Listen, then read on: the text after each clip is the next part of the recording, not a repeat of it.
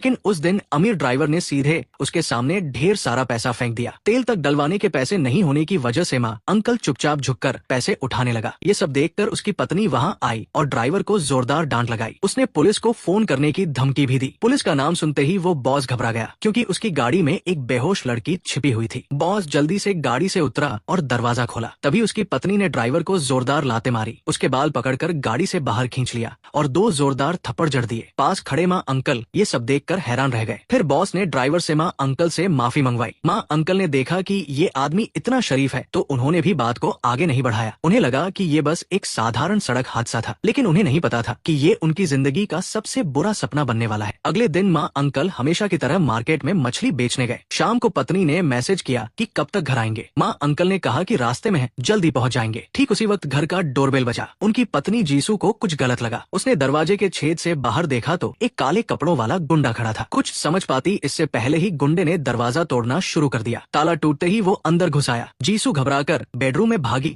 और दरवाजा अंदर से बंद कर लिया। उसने फोन उठाकर माँ अंकल को कॉल करने की कोशिश की, लेकिन तभी बालकनी से दूसरा गुंडा दिखाई दिया। जीसू भागने की कोशिश करती है, लेकिन दूसरा गुंडा उसे पकड़ लेता है। दोनों मिलकर उसे पकड़ते हैं और बेहोशी की दवा सूंघाकर उसे बेहोश कर देते हैं। जीसू को अगवा करने वाला वही बॉस था जो कल रात हादसे का जिम्मेदार था। उसका नाम सांगब्यो था। उसकी गंदी आदत थी कि वो दूसरों की बीवियों को अगवा करता और इंसान तस्करी करता था। सुंदर औरतों को सीधे विदेशी अमीरों को बेच देता, कम सुंदर को प्लास्टिक सर्जरी करवाकर बेचता और अगर सर्जरी फेल हो जाती तो उनके अंग निकाल कर बेच देता। इधर माँ अंकल घर की तरफ तेजी से जा रहे थे, लेकिन 2 गाड़ियों ने जानबूझकर रास्ता रोक रखा था। गुंडों ने जीसू को आसानी से अगवा करने के लिए ट्रैफिक जाम पैदा किया था। जब माँ अंकल आखिरकार घर पहुँचे तो कमरा तहस नहस था और पत्नी गायब थी। टूटे दरवाजे खिड़कियां देखकर उन्हें समझ आ गया कि कुछ बहुत गलत हुआ है। वो नीचे भागे, आसपास ढूंढने लगे, लेकिन तेज बारिश की रात में कुछ पता नहीं चला। वो अपने पुराने 3000 गुर्गों को फोन करने वाले थे, लेकिन फिर याद आया कि वो सालों से ये दुनिया छोड़ चुके हैं। इसलिए वो पुलिस स्टेशन गए और रिपोर्ट लिखवाई। पुलिस ने जांच की तो पता चला कि इलाके का एकमात्र सीसीटीवी कैमरा तोड़ा गया था और कोई क्लू नहीं मिला। पुलिस ने ऊपरी तौर पर कुछ बातें की और माँ अंकल को टाल दिया। मायूस होकर माँ अंकल बाहर निकले तभी फोन बजा। सांगब्यो ने घमंड से फोन किया